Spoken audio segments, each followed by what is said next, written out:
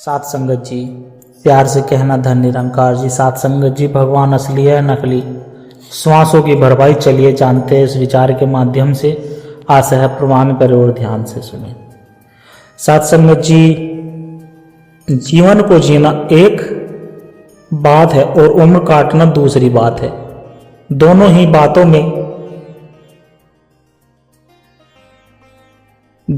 बातों में जमीन आसमान का फर्क होता है।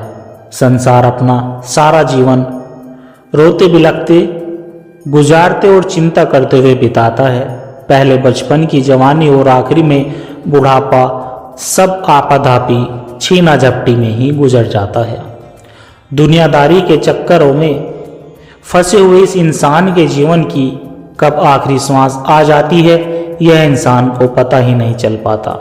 सतगुरु बाबा हरदेव सिंह जी महाराज कहते थे कि प्रत्येक क्षण बीतता जा रहा है, यह किसी के रोके से रुकने वाला नहीं है। अगर कोई कहे कि मेरे पास इतनी ताकत है, इतनी धन दौलत है, इतनी मेरी हुकूमत है और मैं समय को रोक लूंगा, तो यह उसकी नादानी है, क्योंकि कोई भी इंसान ऐसा करने में समर्थ नहीं है।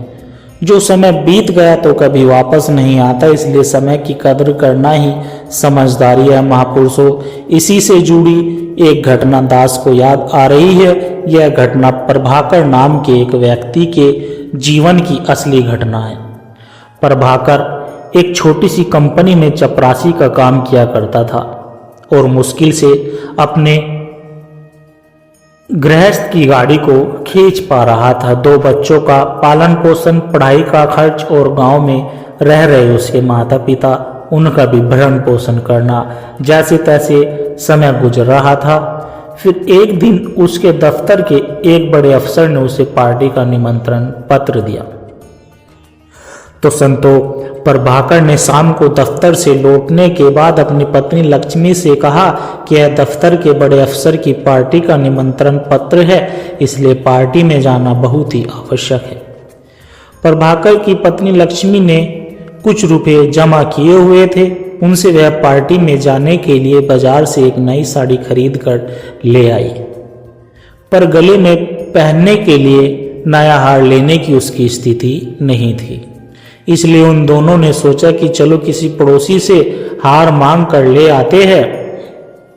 तो लक्ष्मी अपनी सहेली सुधा से उसका हार एक दिन के लिए मांग कर ले आती है। संतो दोनों पति पत्नी पार्टी में पहुंचे, खाना खाया और वापस अपने घर आ गए। घर आकर देखा तो गले से हार गायब था।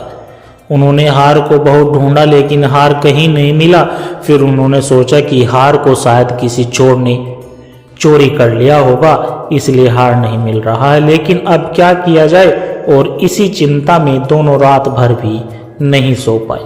फिर सुबह हुई और लक्ष्मी को वो हार अपनी सहेली सुधा को किसी भी सूरत में वापस तो करना ही था। इसलिए उसने सोचा कि बाजार से नया हार खरीद कर ही सुधा को दे देते हैं।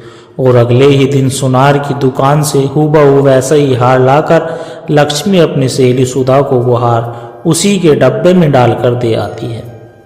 इसके बाद अगले ही दिन से उनकी जिंदगी बिल्कुल बदल जाती है। संतो कर्ज वापस करने के भार के कारण रोजमर्रा के खर्चों में भी भारी कटौती होनी शुरू हो जाती है और वह एक एक पैसे की बचत करके अपने कर्ज की किस्त को भरते रहे। फिर बहुत ही कठिनाइयों से वह अपने उस कर्ज को उतार पाए। फिर एक दिन लक्ष्मी और उसकी सहेली सुधा बाजार में मिले। सुधा ने लक्ष्मी से पूछा कि तुम आजकल कहाँ गुम रहती हो, कहीं दिखाई नहीं देती। लक्ष्मी से फिर रहा नहीं गया और वह बोली कि बहन, तुम्हारे हार ने हमारा जीवन बिल्कुल ही नर्क बना दिया है, क्योंकि ना वो गुम होता, ना हम नया हार खरीदते और ना ही उसका कर्ज उतारने में हम इतना समय घुट घुट कर गुजारा करते। यह सब सुनकर उसकी सहेली सुधा बहुत हैरान हुई। वह कहने लगी कि बहन, तुम्हें किसने कहा कि यह हार कीमती था? अरे वह तो 100 रुपए का एक नकली ही हार था, और जब से तुमने मुझे वो वापस किया तब से मैंने तो वो डब्बा खोलकर भी नहीं देखा। यह सुनकर लक्ष्मी को बहुत बड़ा झटका लगा। सुधा दिल की अच्छी थी, इसलिए उसने असली हार को वापस कर दिया। फिर बाजार से उस हार को बेचकर उसकी कीमत भी प्रभाकर और लक्ष्मी को मिल गई, जिससे उनके कर्जे की भरपाई हो गई। लेकिन महापुरुषों, प्रश्न यह है कि वह कीमती वक्त जो उन दोनों ने इतने कष्टों से गुजारा और एक पल को भी चिंता में गवाए बिना उसकी भरपाई कैसी होगी? आखिर गलती कहाँ हुई थी? असल में उन्होंने नकली हार को ही असली समझकर मुसीबत मोल ले ली थी। और अगर वो सही वक्त पर उस नकली और असली का भेद समझ जाते तो फिर उन्हें बेवजह इतनी मुसीबतों का सामना नहीं करना पड़ता। तो महापुरुषों, ठीक ऐसा ही सदमा इंसान को तब लगता है जब उसका अंतिम समय आ जाता है, जब इंसान अपनी आखिरी सांसें गिनना शुरू कर देता है और उसे सब कुछ हाथ से छूटता नजर आता है। उसने सारी उम्र रात दिन एक करके जो माया इकट्ठा की, जमीन जायदाद जोड़ी, धन दौलत जोड़ी, और अब अंत में उसके साथ कुछ भी नहीं जा रहा है।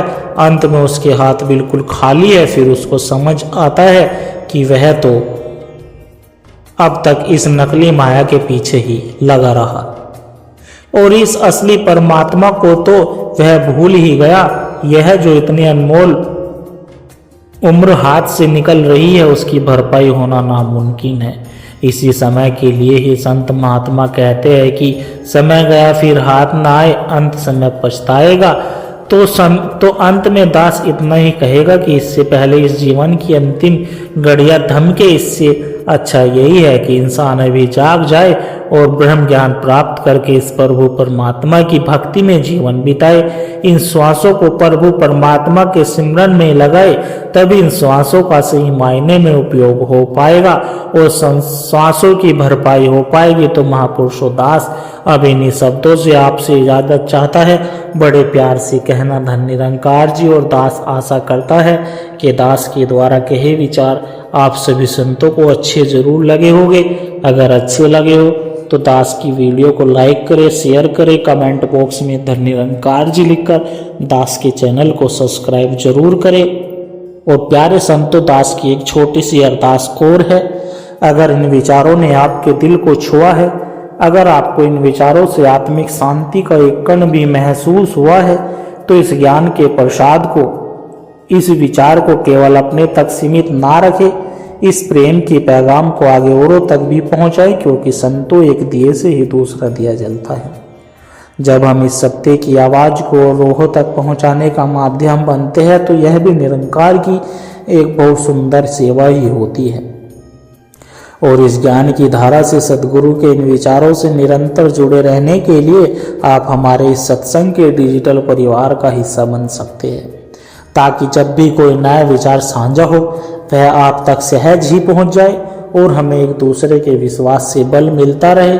सद्गुरु हम सबकी छोटी छोटी सेवाएं स्वीकार करे और दास को भी यह आशीर्वाद दे कि दास हर रोज आप जी के चरणों में ऐसे ही आध्यात्मिक कहानी विचार लेकर आता रहे। साथ संगत जी, प्यार से कहना धन निरंकार जी।